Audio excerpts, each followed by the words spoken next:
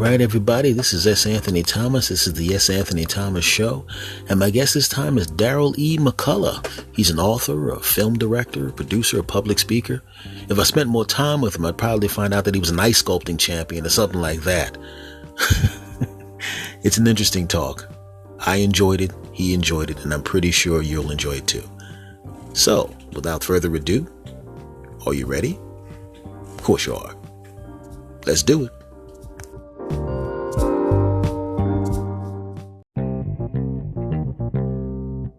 All right, everybody. I told you I was going to have people on this show I find interesting, people I like, people who have good blackmail material on me. I'm bringing them all on. This man I'm bringing on right now is someone who honored me by having me on his show, which I really enjoy his show. This man is an author, writer, director, film producer, public speaker. He probably sculpts. I don't know what the heck else is going on there. Ladies and gentlemen, Mr. Darryl E. McCullough. Hey, how are you? Not bad at all. I mean, let me ask you a question. I was just wondering, is there anything you don't do? You did not mention that I am an avid collector of Ultraman and Johnny Sacco figures. So that's the latest thing. So, I mean, you got to stay busy. Yeah, I can accept the Ultraman, but Johnny Sacco, come on. What? I mean, it is. If you went on eBay and you saw those figures, you say, "Wow, people are really buying this." Oh, it's expensive. You know. I didn't say anything about it being expensive. You didn't like Johnny Sacco? I'll put it to you this way. Okay. How old are you? I am 51. Okay. But I use cocoa butter on my face, so I look about 40. Mm-hmm. Okay. So anyway, no, I'm just kidding. And Ambi. And I am 50. I had my nephew at the house, and because we're roughly, obviously, pretty much exactly the same. But I have my nephew at the house. He's a teenager. So I go, okay, look here, man. Okay, what you got there? What you want to show me, man? I showed him the video games that we had when we were growing up. Yep. And he's playing a game with lifelike figures, and like you can see the knuckle on the play.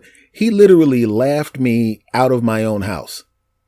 Oh, hey, I know how that goes. You know, because you remember the game we had that was the NFL game. Yes. And it was just the red, just a little red light moving. The little dots. I mean, technology has come a long way, and the kids laugh. But we had imagination back then too.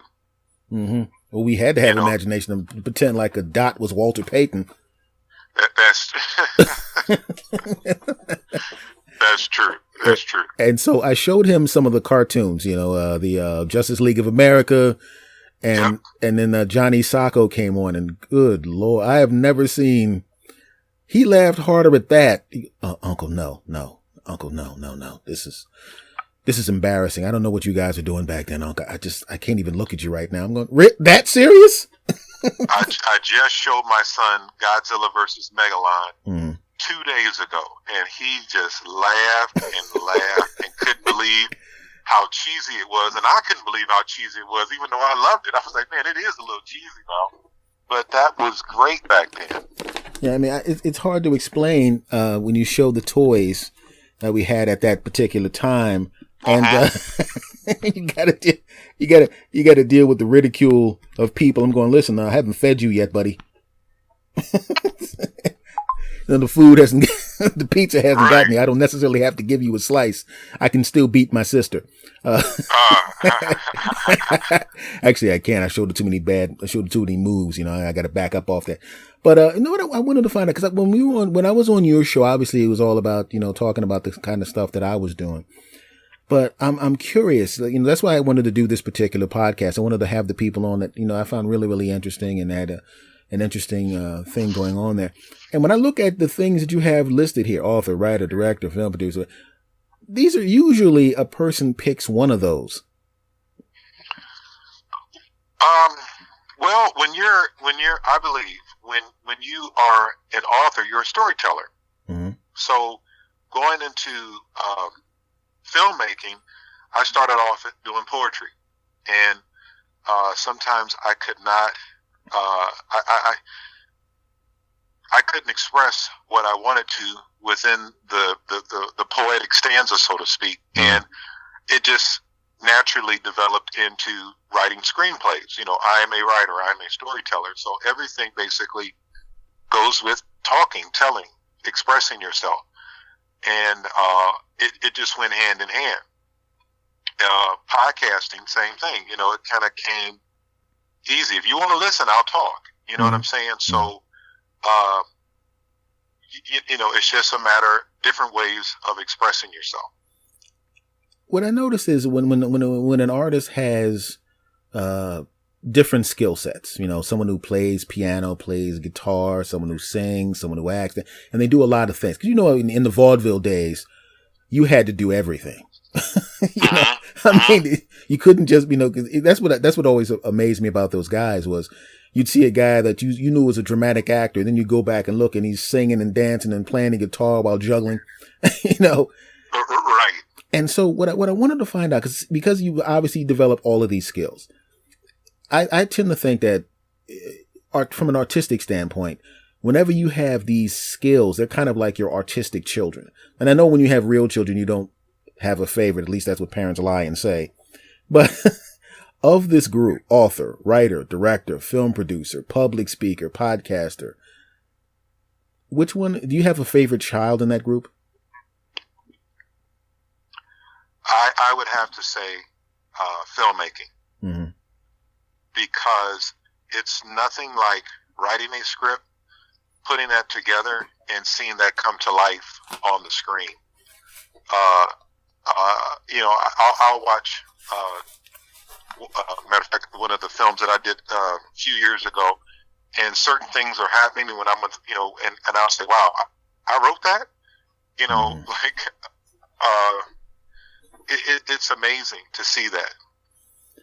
I don't think that I've ever experienced that kind of feeling of like when my son was born. It was like an overwhelming feeling to see that life.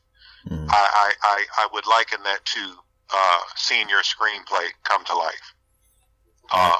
So it would have to be filmmaking, and that's something that I would love to do full time. I actually just celebrated 25 years with my regular job yesterday.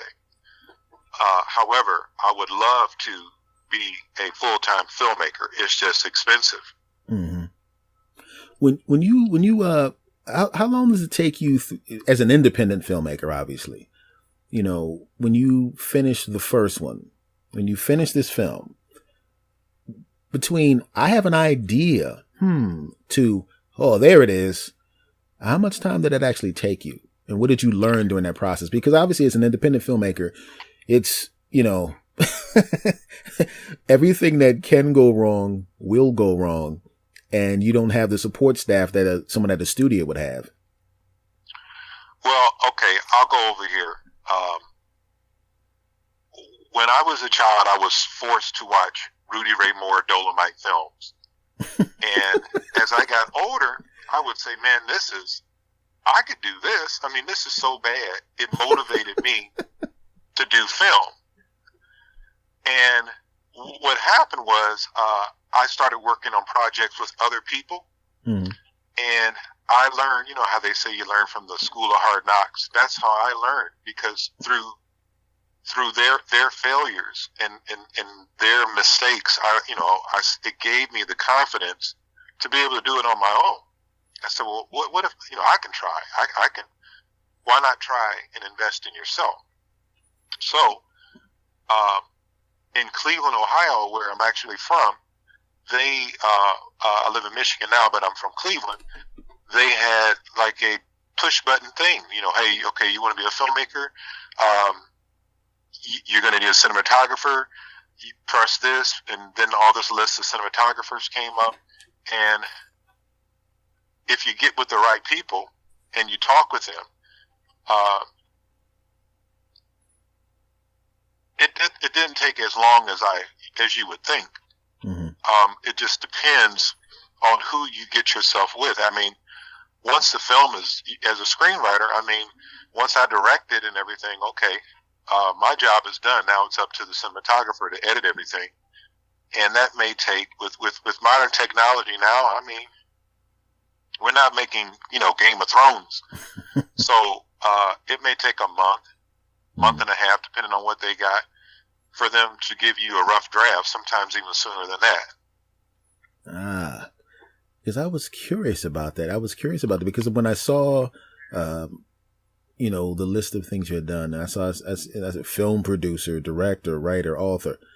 I'm thinking he's got to have a favorite show. I had a feeling it was going to be the film production. I had a feeling it was going to be that because essentially it allows you to, it gives you more. I mean, podcasting, audio, writing, but with film producing and film directing, you get to tap pretty much all the senses except touch. Except for that, maybe that weird guy sitting next to you at the movie. Yeah, but it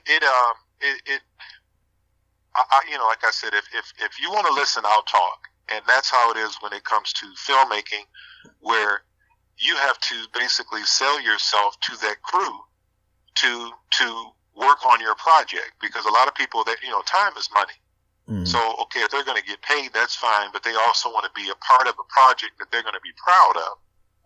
So, I can, my full-time job is sales. So, when you have people that believe in you and are willing to, work 14 hours a day or whatever need be to get your project and actors to work for half the cost or whatever, I mean, it's motivating. When I saw that you were did sales for 25 years, I knew that those skills would be applicable to getting people to work with you on the film. It's like being a football coach. You got to get those people to go out there and do the things that they need to do for you on a regular basis. And right. I mean, getting people to work 14, 15, 16 hours, no matter what it is. Obviously actors want to be actors, but even in that particular case, there's a time where, your motivation skills have to push them forward. Absolutely. And what makes me happy is that not only,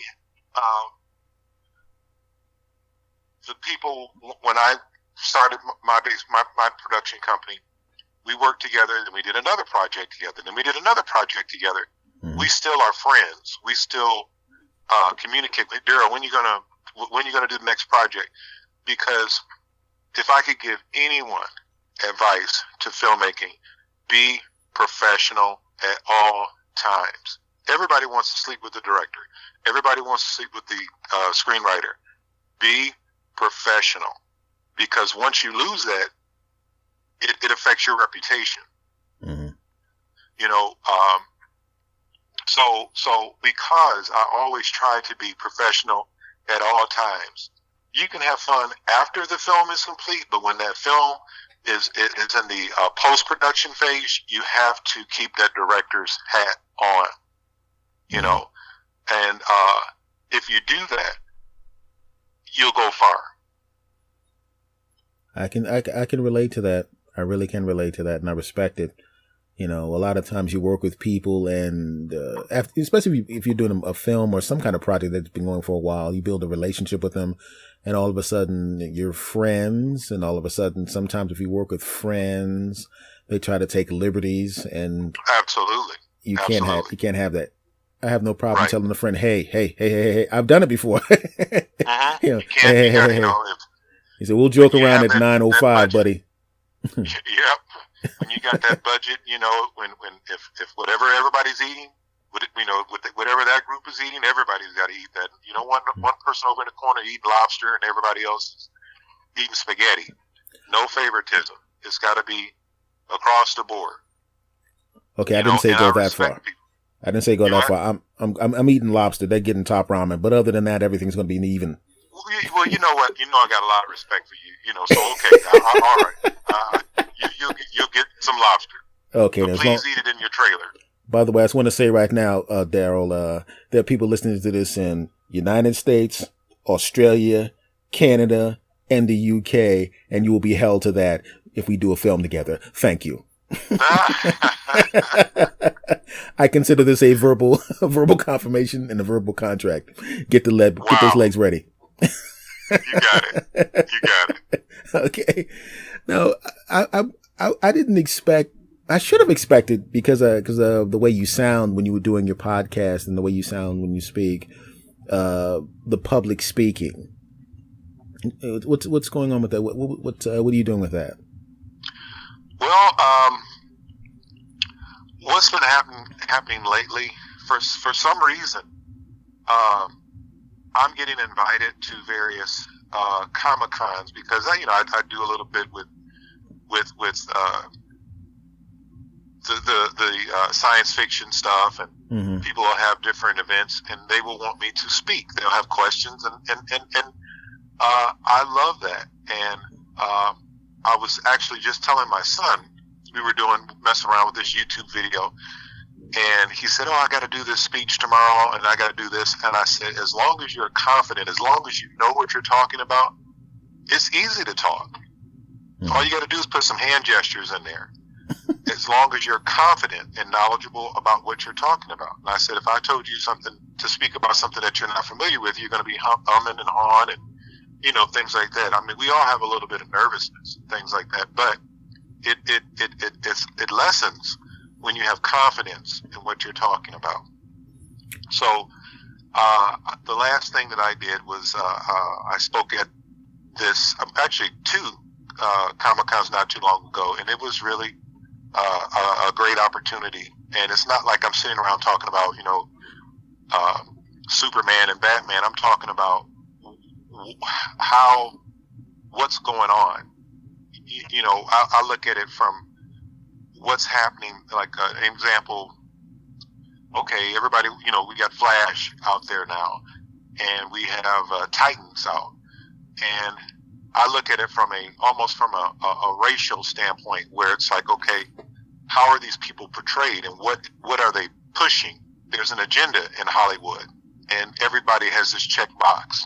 So when they call me and say, "Do we want you to speak about it?" I'm going to give them what they want because they know how I feel about it. Mm-hmm. And, the nerds like it.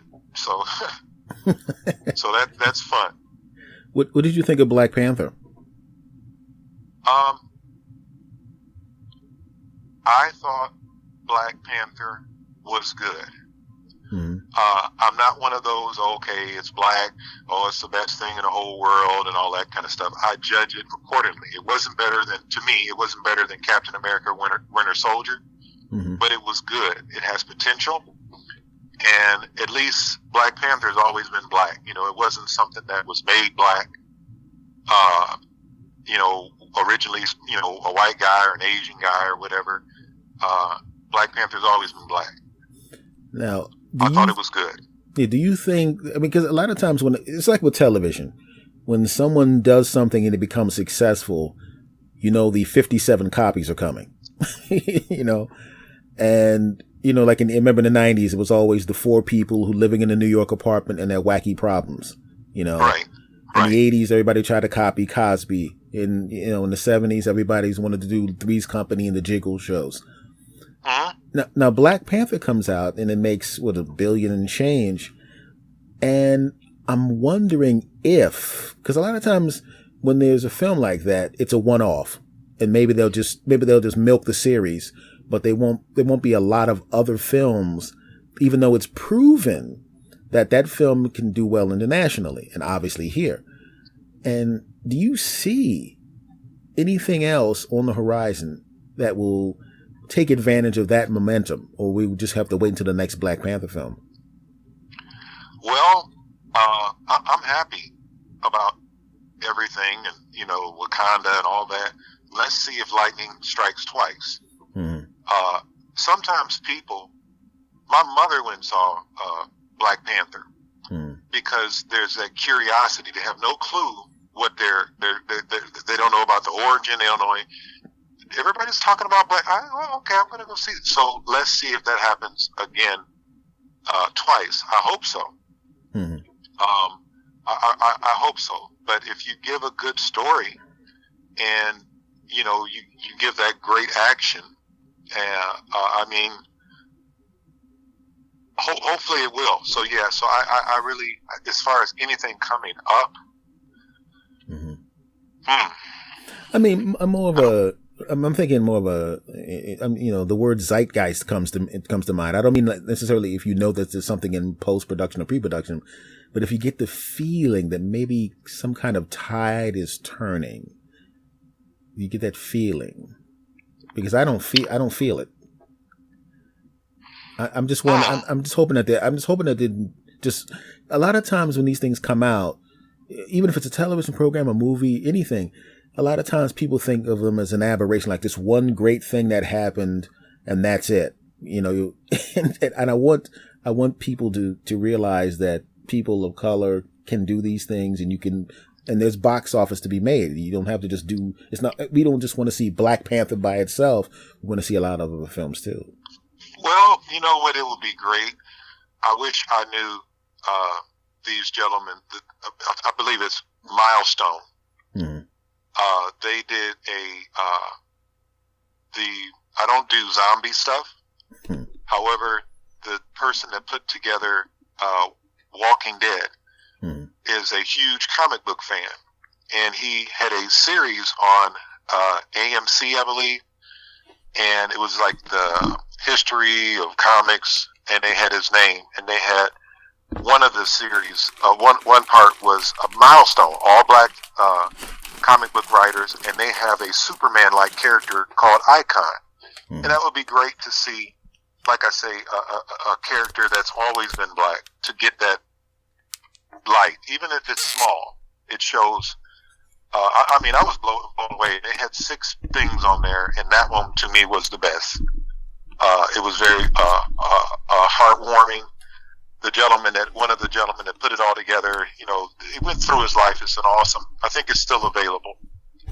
But someone like that, even Luke Cage, I still think has wings. Still has life. That just because it's a series on Netflix that was canceled doesn't mean that you won't see it again. So that would be interesting as well. Yeah, I binge watched that.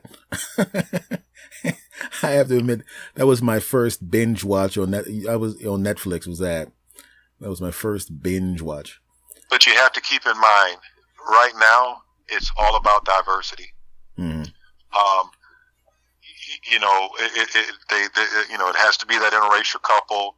It has to be certain things, like I said, that Hollywood checks the box. And Luke Cage does have that diversity.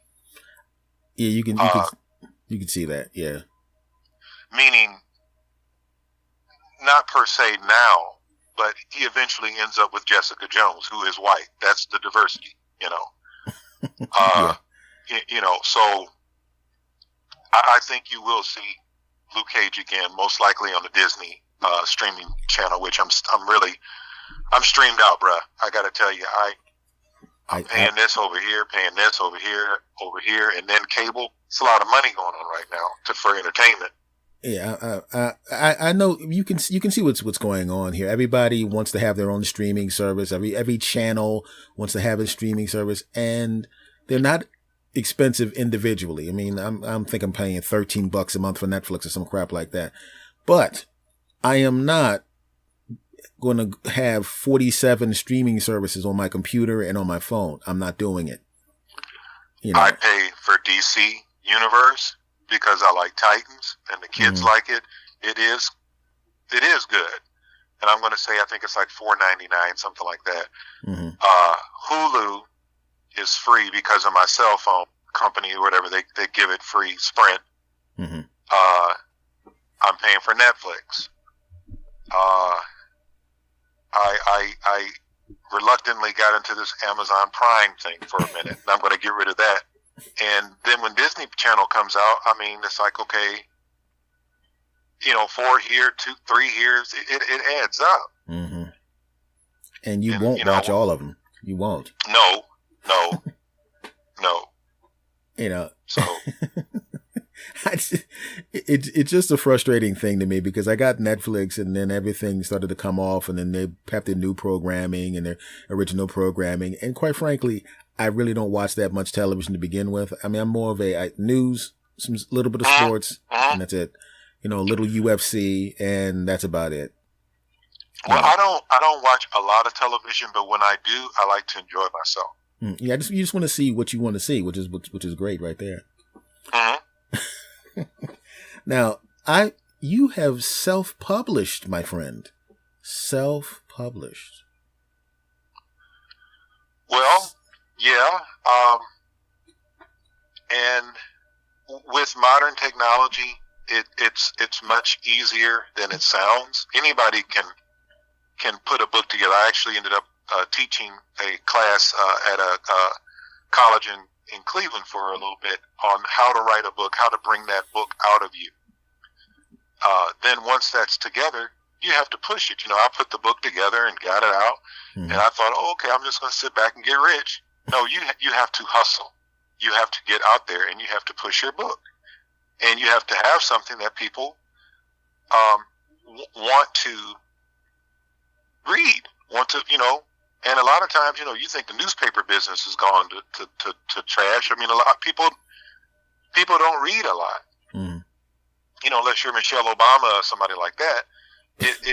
So you really have to get out there and give people a reason to spend that $20. We'll be back right after this short message. And now back to the show. So it was awesome, and it was motivated to put another book out. So yeah, so two self-published books. I have lots of respect for, because I just love the modern technology. I love it.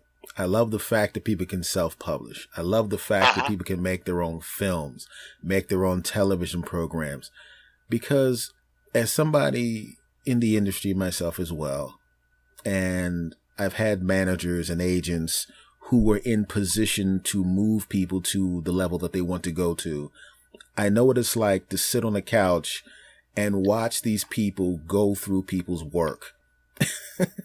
And I know what they say when they see people's work. And their attitude basically is, they want to protect their jobs. They want to protect their jobs. So they come into looking at any kind of product coming in, book, movie, song, whatever. They come to it from a place of negativity, not because they're negative people, but because legitimately 99% of the stuff that comes in absolutely sucks. You're absolutely correct. I mean, I sat there and I read some things and listened to some things, and I'm watching these people's faces and they're going, so what do you think about it? I'm going, look, I'm just here to observe. Yeah. I mean, I wanted them to make the decision on some of these things, because I was just there as another performer, and as a performer, I can't, even if I think it sucks, if I'm the deciding vote, I'm not going to be the deciding vote on somebody else's dream, unless that's my job. And so when you can do things yourself, it's great. Like I said, when you write the book yourself, when you don't get notes from someone who has never written anything and doesn't understand the writing process. Well, I always say it's like, okay, you want to be a filmmaker, you want to be an author, awesome. However, do not quit your day job. Mind you, again, through all the things that thankfully that I've been fortunate enough to accomplish, I still had a 9 to 5. And people have said, Darryl, I've literally been told this several times. I said, this is a hobby until it pays the rent. And then they said, I really wish you didn't think of it like that. But I don't have a choice. They don't call them starving artists for no reason. I know one of my very close friends has done projects with John Travolta, Forrest Whitaker, was on the Chicago Fire, so different television things. And I'm crazy about him, but he still lives at home with his parents, and not, and he's got a really awesome filmmaking resume. It's tough. Mm-hmm. It's tough. It is. It's tough. The life of the artist. There's a lot of top ramen. I know what it's like to be living in Los Angeles and having my diet consist of top ramen, apples, and an occasional Whopper. Oh no, I'm always going to be Midwest. I'm always going to, if anything happens and I blow up, they'll say he's still living in Cleveland or Michigan or, living out in LA. Oh no. That's one of the pluses about the technology. You can literally blow up way from where you are. Mm-hmm. And you can work from where you are. You can make films where you are. And that's what I love about it. I can, I'm in New Jersey right now. I can be any place, and you're married with kids. You can't, you can't be messing around, twiddling your thumbs, waiting for the next big thing. You can't do it.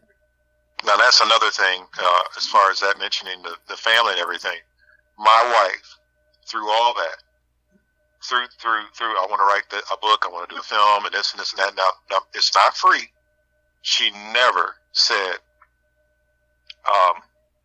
I don't think that would be a good idea. She never stopped my growth. Many times they say that, the reality of marriage and having children, someone made the comment, they're dream killers. It's great. It's an awesome experience, but they are dream killers. And I get that. And that is true. It can be true.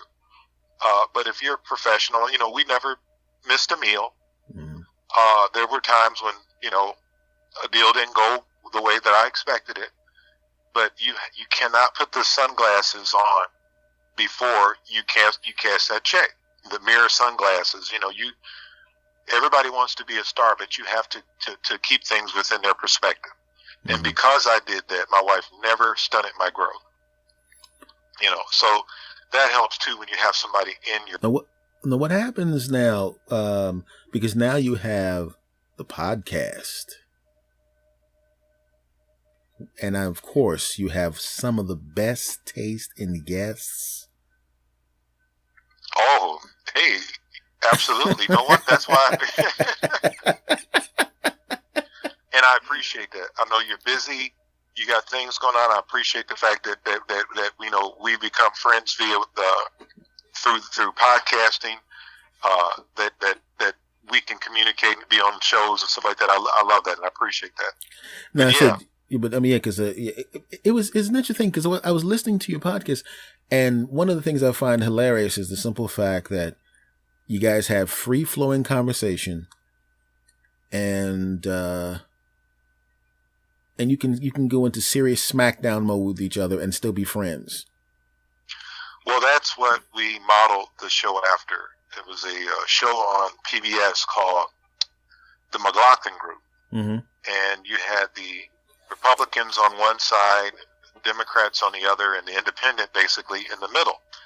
And he would go, and they would go back and forth, and he would be like, "You're wrong," or "You're right," and all this. And sometimes they would be at each other's throats. And I said, you know what? I bet you when this show's over, they go out and have a steak dinner. Mm-hmm. That is an art to be able to get in a serious discussion with somebody and still be, you don't have to be best friends, but cordial. And we've done it for a while, and I'm happy with that, and I'm proud about that. Yeah. Now, if this was if we were to put up a record, wins and losses in these verbal tussles, would you have a winning record, Darryl?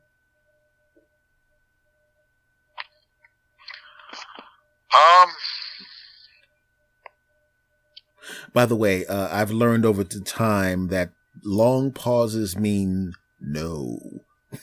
Well. Here's the thing.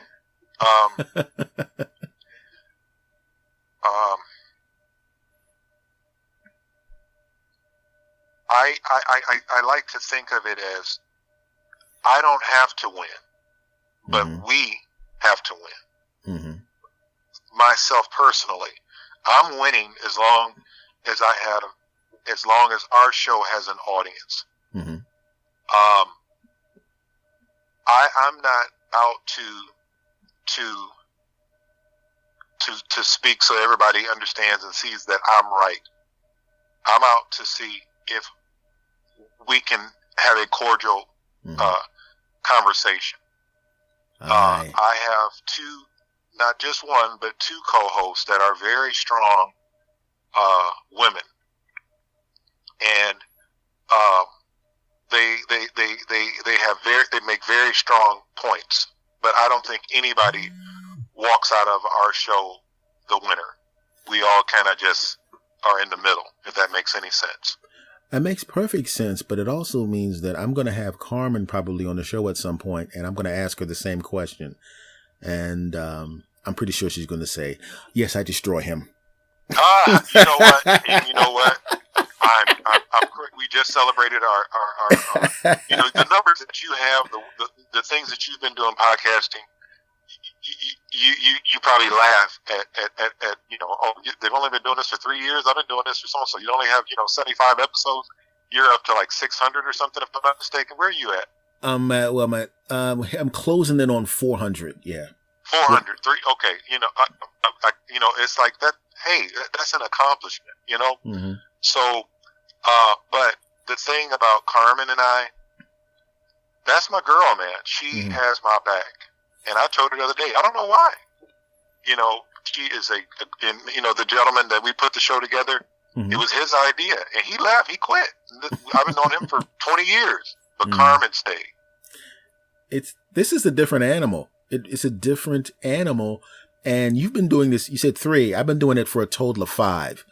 Wow, yeah. And I got 340 something on my original podcast. And I think I've done 15 or 16 of this podcast. And people need to understand, and if you're listening to this, and I know there's a lot of people listening to this, not to brag or any of that kind of silliness, but I'm telling you now, if you want to come into podcasting, understand, Darryl has a work ethic that allows him, to do the things that he does. Putting a film together is ridiculously difficult. Writing is difficult. Directing is difficult. And podcasting it's fun because we enjoy doing it. We enjoy communicating and speaking with people. I love talking to people, just like I love talking to you right now. Absolutely. This is awesome. Yep. But the thing is, you have to keep doing it. It's like the second I edit this, I have to prepare for the next one, and then I have to do the other podcast, and then I have to find.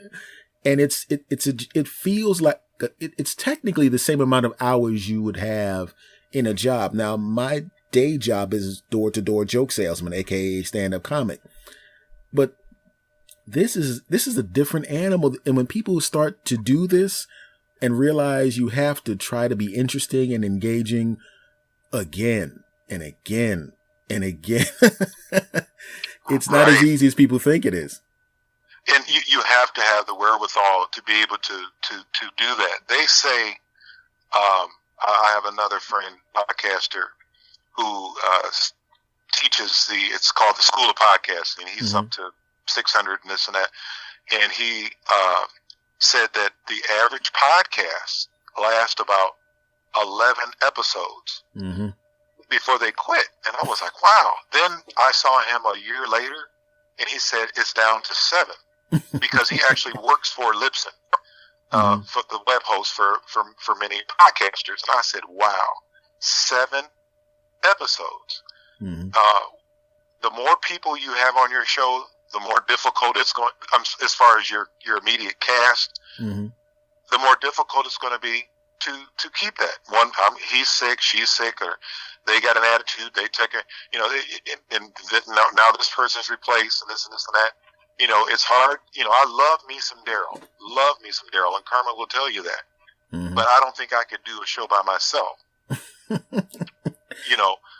I got to have somebody there to be like, hey, whoa, wait a minute, or to muzzle me to a certain extent. But regardless, if you do it by yourself with a group of 5, 3, there is work involved. Yeah, because I didn't even think about doing this second podcast, because I do my original podcast, all 345 episodes is just me. Right? So I said, okay, I feel comfortable. If you can do 340 something hours of podcasting by yourself, you can handle having conversations with people. And as you were saying regarding having co-hosts and things of that nature, and even interviews, I already know that if I have no guest on this podcast, I already know how to do a podcast by myself. You know? And if I'm not burned out now, after this many episodes, I was looking at the clock before I called you and I was like, will you get here 9:00? That was before I had the phone problems. And then I said a couple of choice expletives at my phone. You know, but the thing was, this is a different animal. And when you make a commitment to do this, you have to realize you're joining a sea of people who really want to do this. And, you know, you're fortunate that you found co-hosts that you can playfully rough each other up. You can exchange ideas, have productive arguments. You know, that's why I was teasing you about you destroying each other. I know that you're having a great time. I've been on your show and I listened to it, so I know that you're having a good fun time, even if you disagree. And that's a fun thing. It's a fun thing to listen to as an audience member.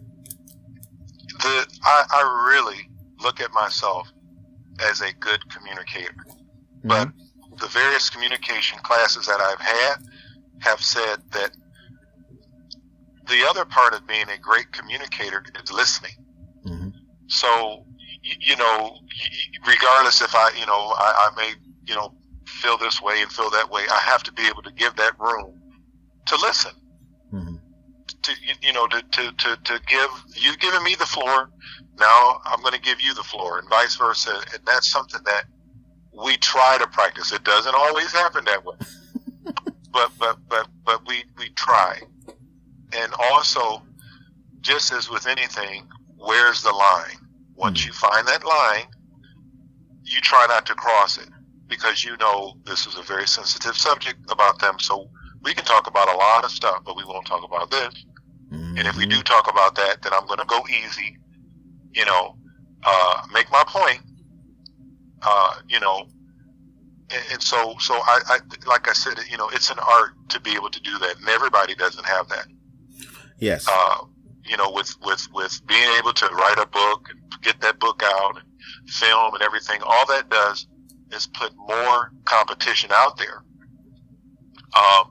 And some are going to be good, some are going to be bad, you know, but you really have to be motivated to be able to handle this. Just like you said, you know, keep going, because it's tough.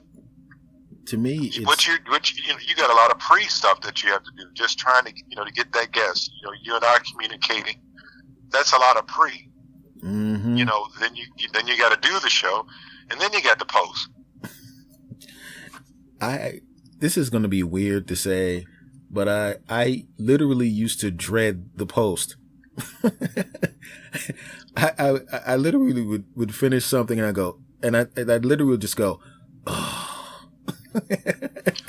Because I knew it was coming. In the studio, so I don't do any editing or anything. And then also, it's just like writing a book. You know, okay, I'm gonna sit back and get rich. No, you have to hustle. Same thing with your podcast. Oh, okay, it's on iTunes, so I'll just wait and get 1 million downloads. It doesn't necessarily happen like that. The funny thing about it is the people that have that, it's a slog, and it just goes and goes and goes and goes, and then all of a sudden you start seeing these spikes, you know, and it dips a little bit because there's a bunch of people that, because they like the title or the guest or what you talked about, or someone took a clip and put it someplace, you know, and they like that, and then some people will listen and they don't realize that's just a piece of what you do, and then some of those people will disappear. And the people that I've seen blow up, it happened out of nowhere, and it seemed like it happened out of nowhere. But when you look back, they had been doing it for 6 years, and then it happened. That's true. You don't hear that story a lot, but yes. Nobody absolutely. tells you that. You see somebody on the Tonight Show doing stand-up, she's been doing it for 10 years. You see somebody, well, there's their first film. Yeah, it's their first film for a studio, but when you go and talk to them, they've done 15 independent films, Uh-huh. And by the time the studio picks them up, they're wow, I can't believe how skilled they are.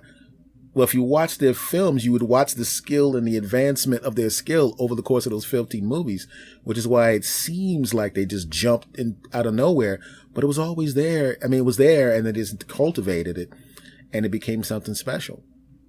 I agree 100% with what you're saying. It's certain things in life where it's rewarding within itself.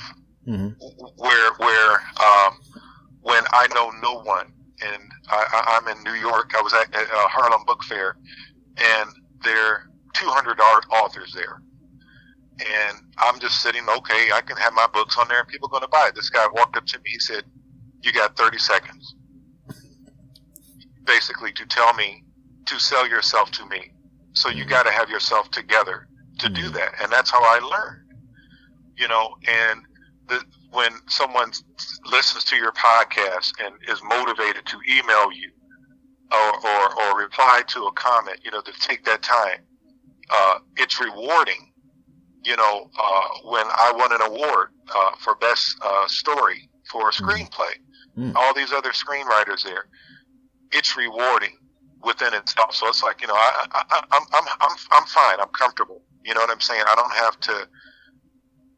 I'm not looking for the Oscar or whatever. I'm looking, when someone's motivated enough to, acknowledge your work, it's rewarding.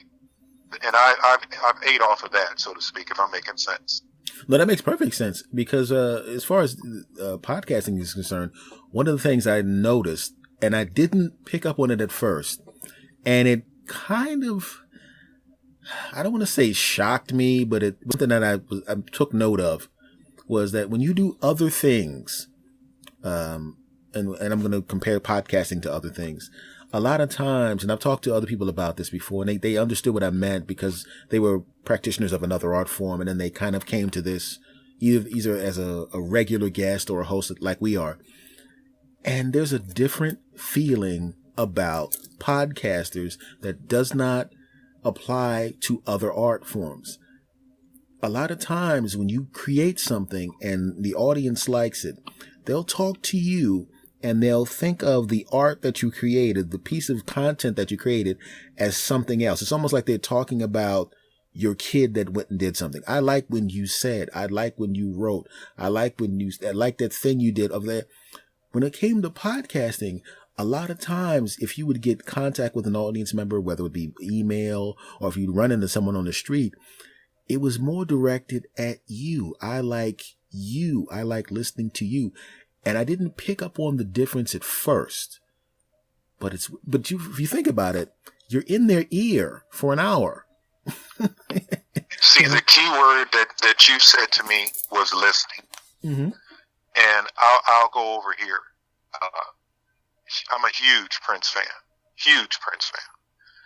And when Prince died, my wife called me and said, did you hear? And I was like, yeah. And I come home, my son's crying, my daughter's crying, my wife's crying. I teared up. And then I had to think, like, why? I don't know this dude. I never met Prince. But because you listen to someone so much, you feel you know them. Mm-hmm. They're podcasters that all we got to do is meet. I've never met them. Never. You're one of them. Mm-hmm. Never met him in person. If you say, hey, dude, I'm in town, we would hang. It's just like, boom. Like we've been knowing each other for 3 years because we listen. You know what I'm saying? And you feel that attachment, so to speak. And I want to go here with you. I literally have everything that Prince ever released, ever. You understand what I'm saying? You have the war. Yeah, I have everything. I have everything. So I'm driving in the car with my uncle when I'm listening to a sports radio, and I'm hearing "Sign of the Times," and I'm thinking it's just a bumper, and it was the whole song, and I went, whoa, what's going on here? Either he's, and I'm saying they wouldn't do it that if he's coming in town. I said, well, he's only 57, nothing happened to him. And I turned every news station. We're sorry to announce that musical genius Prince died. The second that happened, I had this lump in my throat that was bigger than my head. Okay? And everybody that I knew was calling me to console me as if I knew the brother. You know, and I'll be honest with you, now that you shared how your family felt about this, I'm not even kidding. I didn't want to talk to anybody. I literally went back to my house and I just sat in the chair, you know, like I lost a relative, you know, and it bummed me out for like a year. I understand and I agree. You know, and I couldn't listen to that song Last December for a while. Yeah, you know that song Last December from Rainbow Children. I couldn't listen to it. You know, I just couldn't do it. You know, for like 6 months. You know, and this is somebody I've never met. I just somebody I became a fan of as a child, and I listened to everything. And you know, I used to get mad when I was young. I used to get mad when a song eventually knocked one of his number ones out of the number one spot. Yeah, and you know, see, when I was growing up, it was like you either like Prince or you like Michael Jackson, and I like Michael Jackson, but I was a Prince guy. So when Michael Jackson died, I kind of wasn't surprised. You know, you don't want to hear any celebrity die, you know, that kind of thing. But I was like, you know, you could kind of see it with Prince. I was like, that came out like out of nowhere. I thought.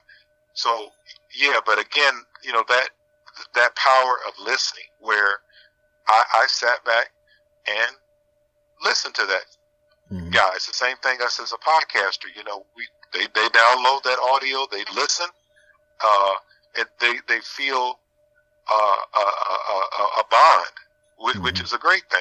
You know, when it was with the right people. Yeah.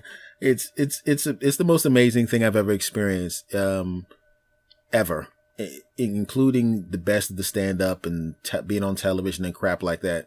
That's great. And that was obviously more people saw national TV than this, but I was shocked. You read these emails and you're like, goodness gracious. You know? Hey, and it helps when you got a great voice like you. You know what I'm saying? Well, thank you very much, David. Darryl, I really appreciate that. I really appreciate that, Darryl. I just want to say that. You know, it's when you listen to a show and that voice comes on and you're like, no. Regardless of what they're saying, you're not motivated to listen. But it does help when you got a very nice speaking voice. So, and you do have that. And you're not bad yourself, good sir. You're not bad yourself. I try. Well, I know what you mean. That's what I say right there for the ladies. Thank you, kind sir. We had a guy on our show and he had a deep baritone voice. I was like, bro, you got to take all that bass out your voice. You're making me sound real high over here. The only person that I knew. Oh, yes, right. The only person I knew was my uncle. Was one of those guys. You know, he's the only thing missing was you know, the guy from Sha Na Na walking around with him. Bowser. Yeah, he was like a black Bowser. I mean, just anything. I would like to have a bowl of cereal. That's the only thing missing. Right. Yeah. You know. Oh yeah. Now I gotta ask you this. Now, obviously, your wife is supportive, and that is, people don't understand how important that is. To have a spouse that just gets it. They have their own thing. You have your own thing. They support you. You support them. But has she ever, I don't remember hearing her on the show. We have been married almost, it'll be 25 years, in October, next year. She supports the show. She supports me, of course, in our marriage. Mm-hmm. She supports the show from afar. You know, when I started out, I'm like, okay, the show's out. Come on, let's listen to it. Has she ever called into the show? Never. And there's certain things I'm like, you know, could you go? No, I don't really. And I'm like, okay. And you would think, okay, it would be a downer. Mm-hmm. You don't care about my show. You don't. No, it's not. She supports me from afar. Just the fact that I can do it, and there is money involved. Mm-hmm. That's the support that I get from afar. You know. But we used to listen to the show as a family. You know, I want the kids to know. I think it's good for children to know what their parents do, mm-hmm. Be it a hobby or whatever. So in some shows, I'm like, okay, yeah, we can listen, or you can only listen to this point or something like that. Because some shows, we are adults and we talk. Yeah. We have adult conversations. Mm-hmm. My children, just like my book, they're like, Daddy, when can we read your book? You can read little snippets because some things in there you can't read. It's not nasty per se, but it is adult conversation. You know. So why don't you just give them a copy of a book that looks like those Mueller releases, a whole bunch of stuff redacted. Right. You know. Right. Redact half the book. Absolutely. And then she. But what I did with my wife though, I never sold her a pipe dream. Mm-hmm. You know, there's certain people when I tell people marry someone for what they are, not their potential, because mm-hmm. you don't know if they're going to make it to that. Oh, he's going to be an actor and he's going to be famous, and that may be what he wants to be, what they want to be. But if they don't accomplish that, what's going to happen to their relationship? Because it was based around that dream. So mm-hmm. despite wanting to be a writer, despite wanting to be a filmmaker, and et cetera, again, I kept my 9 to 5. So at the minimum, we're going to eat. Yeah. No. How many kids do you have? 2. 2. And how old are they? My son is 19. My daughter is 15. Oh, was that? Oh, so your son was standing. You had a picture of your son. You were with your bike on Facebook. Yeah. Next to you? I'm an avid bike rider. Yeah. Just calm down with that. You're making the rest of us 50-year-olds look bad. Damn it. Oh, hey, you know. What do they say? You know, every few years, certain comes. 30 is the new such and such. 40 is the new. It's the same thing with 50. As long as you take care of yourself, we got all this high price, quality, good food that we can eat. Whole Foods, this and that. You got to keep yourself in shape. So, that's my. I enjoy that. We actually just bought a stationary bike so I can stay busy during the winter. Mm-hmm. I'll put it to you this way. I can't even lift my arms up right now because of yesterday. I was at the gym yesterday, and this technically today, because I changed my workout, is the most painful podcast episode I've ever done. I was just like, if we were doing this podcast right now and you were sitting next to me, you'd be looking at me, and every time I went to my notepad to make a note or grab something, you'd see me wincing, and you'd probably go, "You all right, man? You you need some help over there, buddy?" I know how that goes, man. Yeah, it takes 3 weeks to adjust to a new exercise routine, and then after 2 more weeks, you have to switch it. So it's like, okay, enjoy the 2 weeks of pain, and then 4 weeks of growth, and then you start all over again. I got my stationary back on. I don't work it that hard. I'm a toner. Mm-hmm. I'm just trying for the Bruce Lee body. I had that. I had that in my 20s. I think that's where I'm going to go. I'm just basically getting rid of the rest of this fat, and then I'll get my Enter the Dragon on. There you go. Get your Enter the Dragon, the Bruce Lee body, the Jim Kelly body. Oh yeah. Right. Another movie I've watched 4,000 times. So I'm going to wrap this up by asking you this. So what's next for you, my friend? What's the next big thing for you? I'd say January, February ish, we will be starting on a film. Mm-hmm. And it will deal with podcasting. I will say that. I'll say that. And I have that on the horizon, and a documentary film in Detroit. So we'll see how things. There's certain things that are supposed to happen. Mm-hmm. I'm actually affiliated with.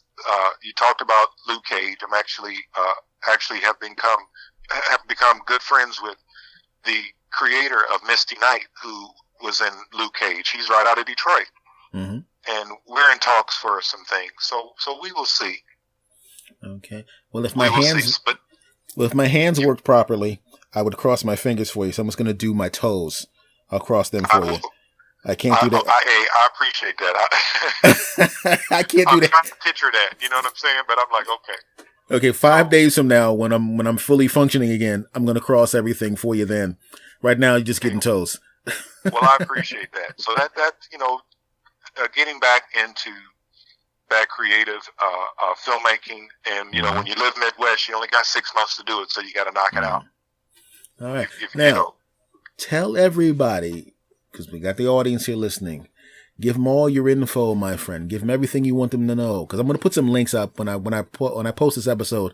I'm going to put some links up for you. But you, my friend, what's the name of your? I know the answers to these questions, but they don't. The name of your podcast is the Full Circle Podcast Show, and that's available everywhere. Yep, you can go to Instagram, Stitcher. I'm a big Stitcher fan. We also do put out a few videos on YouTube. Mm-hmm. YouTube is a hard market to break into, but we do put a few. We do video our show on YouTube.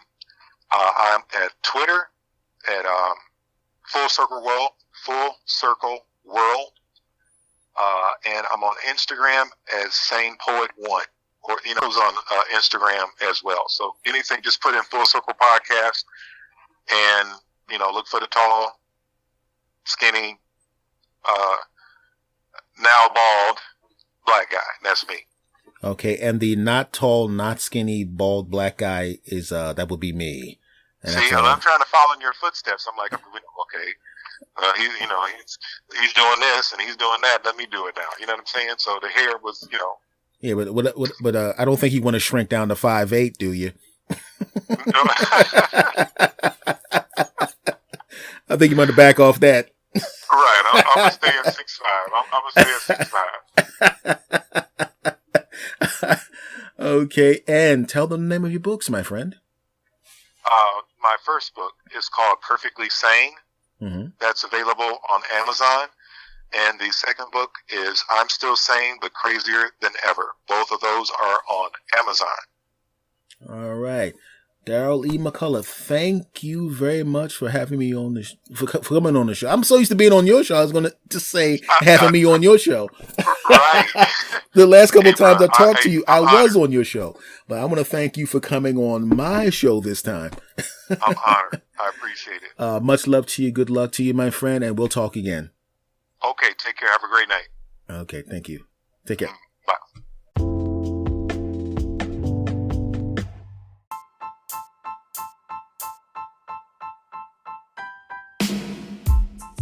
See, I told you were going to enjoy that episode. Was that fun or was that fun?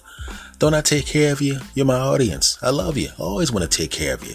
And I'm always going to do my best for you. Just like you always do your best for me. Much love to you all. And I will see you next time. Take care.